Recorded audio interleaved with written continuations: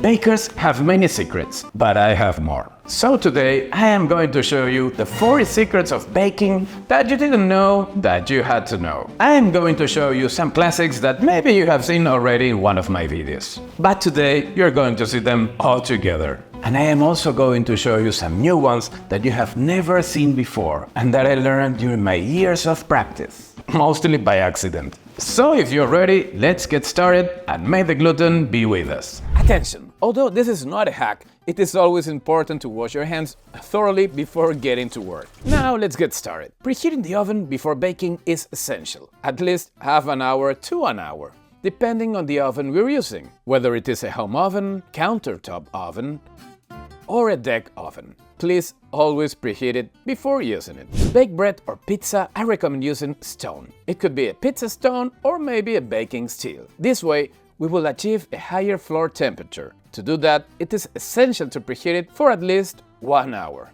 And whenever we bake a loaf on top of it, it is essential to add some steam. To generate it, simply pour a little water on a very hot baking tray. This way, we are going to have an incredible oven spring.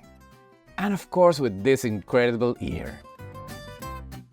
But for all this to work, we need to be able to turn off the convection mode on our oven, add the steam and leave it for around 20 minutes. And then, after the oven spring, we turn the convector back on and allow the bread to get that crispy and golden brown color we love.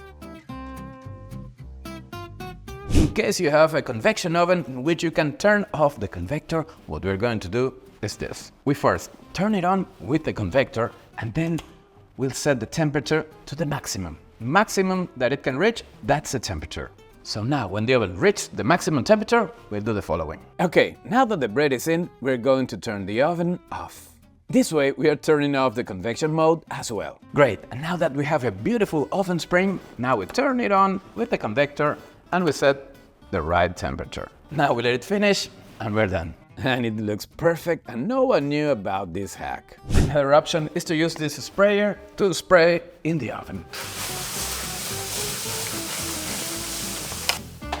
May the gluten be with it. For those who don't want to go through all the work that generating artisan steam takes, use a cast iron, also known as Dutch oven. Now we score it and cover it. That way, all the water that evaporates from the loaf is going to stay there, allowing the bread to grow, expand and generate that amazing ear.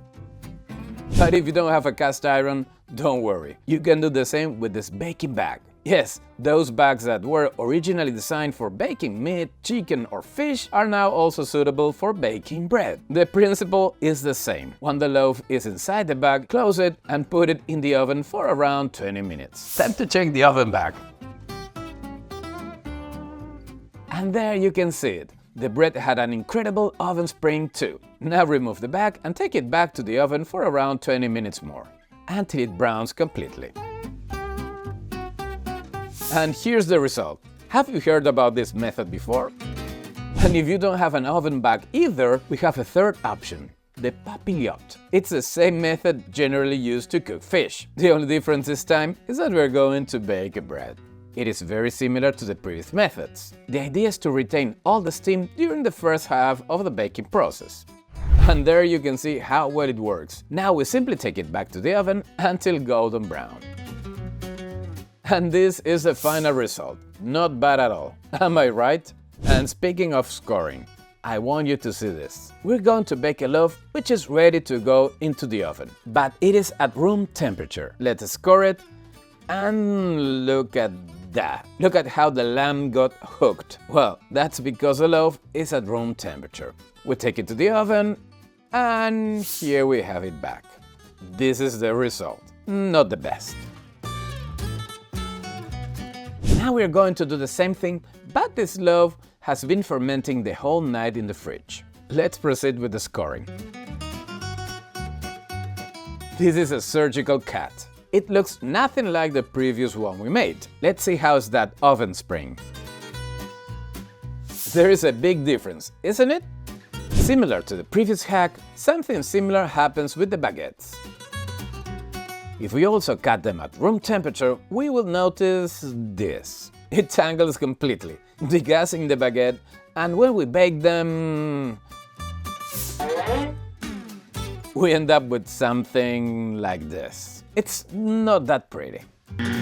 But I have the solution. We're going to keep working with the baguettes at room temperature, but the secret is to leave them uncovered. Yes, we're not going to cover them up and leave them out in the open. It's going to create a crust on top that it's going to come in handy when we are ready to score them. And look at the result, totally different from the ones we did before. Sometimes scoring our bread is not enough, either due to lack of steam or some other circumstance. What we have to do then is rescore it again in the same place and look at the end result. Much better, isn't it? If you don't have one of these bread lamps, we can perfectly replace it with a bread knife. Yes, the important thing is that it doesn't have a sharp edge, but instead a saw. And look how well it gets the job done. For lovers of thin crust bread or those who have slightly loose teeth, what you need to do is bake the bread at a higher temperature but less time. That way we will achieve a thinner and crispier crust. What do you think about that? On the contrary, if you're a thick crust lover, the opposite should be done. Bake for longer but at a lower temperature. You will end up with this thicker, tougher and very crunchier crust. And here is a comparison between the two. You can easily tell the difference. If there's one thing a sourdough starter needs to activate, it's heat. And sometimes we are in a cold environment.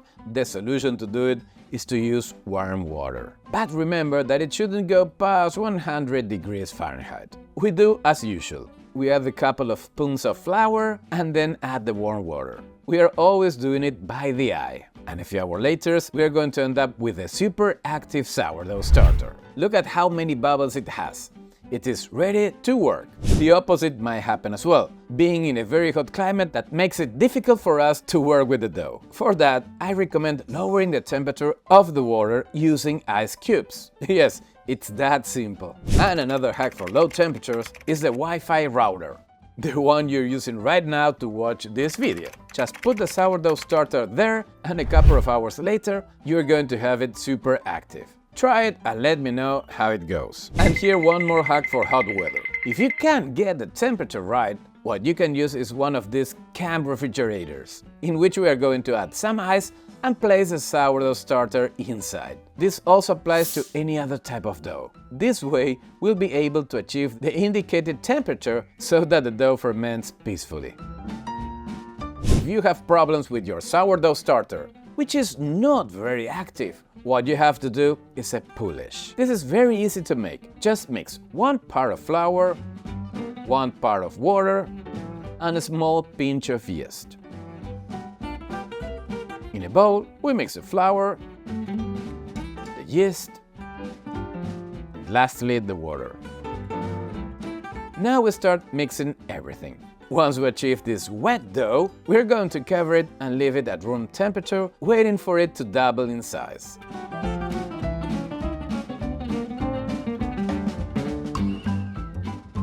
And there we have the polish. This is going to be the perfect replacement for a sourdough starter. It is used in the same way as the recipe indicates, the same amount of grams. The only difference to keep in mind is that the things might ferment a little bit faster. Are you lost with all the sourdough bread recipes that you find on the internet? Would you like to learn all the tips and tricks to make your own sourdough bread at home? Then I have the solution. I have designed the perfect masterclass of sourdough bread just made for you. By clicking the link on the description, you will learn how to make and take care of your sourdough starter, how to knead, shape, ferment and bake your sourdough bread, how to use and read the baker's percentage, all the basic techniques to bake like a pro at home, and how to read and understand your dough. Don't miss out on it and click the link on the description right now. Now for those who feel like traveling with your sourdough starter like I do, or just want to store it for longer, we're going to dehydrate it. We're going to take a tablespoon of active sourdough starter and we're going to coat it with plenty of flour. The idea is to dehydrate it with that amount of flour. As soon as we get a very dry dough that crumbles between our fingers, we will have it ready. Now we transfer it to a zipper bag, and this way it will last for a long time. And now, to bring it back to life, what needs to be done is a reverse process. Transfer the sourdough starter into a bowl and simply add water. Mix, looking for a creamy texture as always, and in a short time we will have it back. And look how beautiful it looks. There it goes. If you have some spare fresh yeast, instead of letting it waste, just freeze it. We can also do this with the sourdough starter. The only difference is before using it, we have to defrost it, refresh it again, wait a few hours, and then we'll have it ready. Now let's take it one step further. We are going to completely dehydrate the sourdough starter. Yes, 100%. Take an active sourdough starter and place it on a parchment paper. It's not that messy. It's like painting. Bricolage is not my thing. And now we leave it like this in the open air to let it dry. Several days later. And here we have it completely dry, as if it was an old dried paint.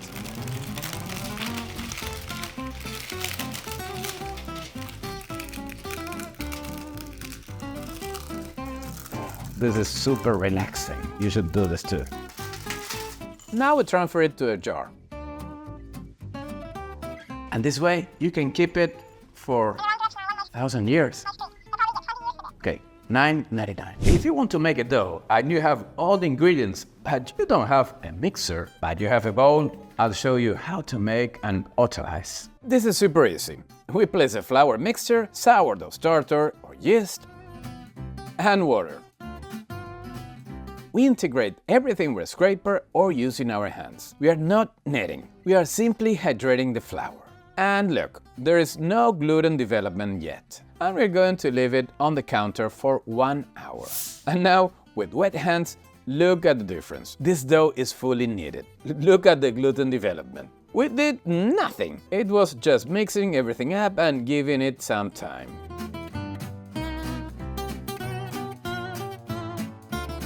And for lovers of high hydration bread who like to put a lot of water in their doughs, I recommend always using the paddle instead of the hook.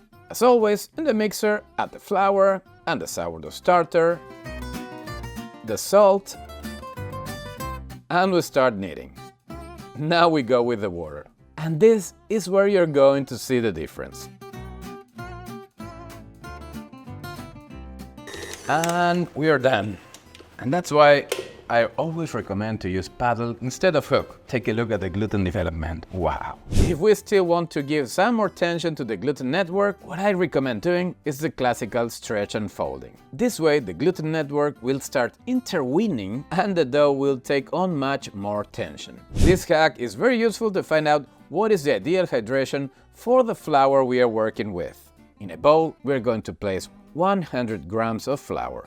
And then we're going to add 70 grams of water. That means we're working with a 70% hydration. Now mix everything, cover, and let it rest for 1 hour. And thanks to the Autolysis, we're going to find this dough. We take it with wet hands and begin stretching it to achieve a membrane that is as translucent as possible without breaking. That means that we are correctly hydrating our flour. This will allow us to decide if we want to increase hydration, as I am doing now by bringing it to 85%. Or, on the contrary, if it had not resisted, we could have lowered it.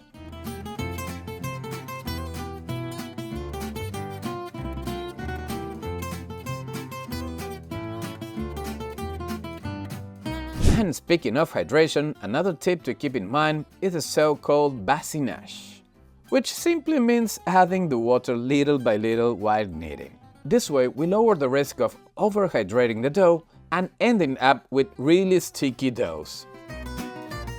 If we want to add fat or oil to our dough, we must always do it when the gluten is almost developed. This way the kneading is going to be much faster. If you want to incorporate seeds into your dough in a more even way, I recommend you lamination, which is simply stretching the dough to the maximum. Here goes on a sticker. And that's it, no one saw it. And now we go with the seeds. But it could also be chocolate. And this way it's much easier to cover the dough completely. A final touch. Perfect. Now we fold it back on itself, make a ball and place it back into the bowl. Whenever we work with dough, we end up with sticky fingers. But instead of using water, what we're going to do is use more flour. Rub your hands together well for 10-15 seconds and get rid of all that sticky mess. Well, so it works. Now you only have to clean up the counter. When we are making bread, we will always have to cover the dough at some point. Instead of doing it with a cloth, which never seals it well enough and allows air to get in, or trying to use film, which you know what always ends up happening. And rather than using all that, I recommend you to use these shower caps. Of course, I don't use them, but they are perfect for covering bowls. Thanks to the fact that they have an elastic, which will help us a lot when it comes to covering and uncovering the bowl. If your Banettone or your proofing basket doesn't have a linen, or the linen is in a bad shape, I recommend you use these disposable caps, which work perfectly and fulfill the same function. And if you don't have a Banettone, keep in mind that you can use any type of basket or even a bowl. It can also be a bread basket or something similar. However, remember the previous tip of using a cap or some kind of cloth to cover it.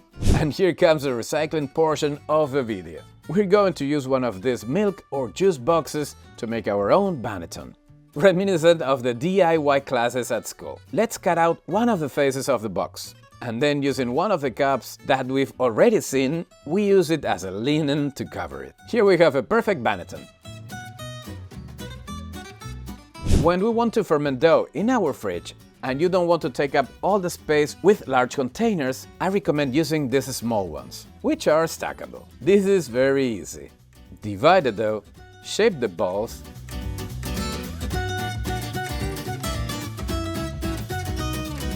and with a small drizzle of oil on the base, place them in there. Now close them, and they are ready to go in the cold. If you want your flour to be free of intruders, I recommend refrigerating it. If you have an oven that allows you to regulate the temperature during the cold months, I recommend that you use it as a proofer. And finally, to mold the bread, flour the peel or the counter. I recommend that you use semolina or rice flour instead of just plain flour, because it sticks much less. So those were the 40 and a little bit more secrets of baking. So remember that here in my channel you have many other videos, so see them, give me some comments, I'll see you on the next one. May the gluten be with you. I hope you have enjoyed this video. And if you want to learn more about sourdough bread and sourdough starter, I encourage you to check the link on the description. And remember, this masterclass was especially designed for you.